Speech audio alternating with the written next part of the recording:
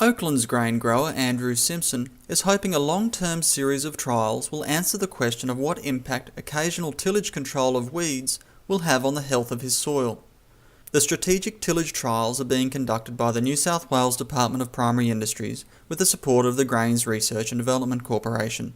Over a 5-year period, it will assess what impact non-inversion and inversion tillage methods have on soil health, crop productivity and environmental risk on a range of different soil types. The idea of the tillage was to see if strategic tillage to control weeds or other issues was going to do any damage to the soil over a longer period.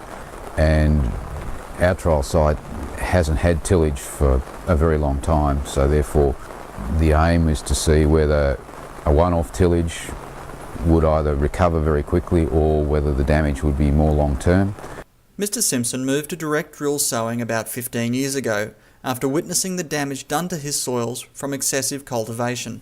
In the past, it wasn't uncommon to go and cultivate a paddock like that one, 5 or 6 times before we actually sowed the crop.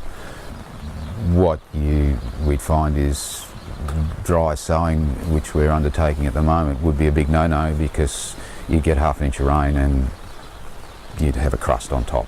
Long-term zero-till has been shown to improve soil structure and conservation of moisture, but it also has disadvantages, preventing farmers from incorporating lime, causing nutrient build-up at the surface level, and it can favour soil-borne diseases such as rhizoctonia. But it's in the area of weed control that Mr. Simpson is most interested in the results. If we continue to use herbicides to control weeds, we're going to run into a problem, and so we need to be able to use every tool in our toolbox. And if cultivation is one of those tools, we need to see what sort of damage we're going to do if we use that tool. There are always going to be compromises, and what we want to try and do is, for weeds for example, would be to extend the life of our existing chemicals.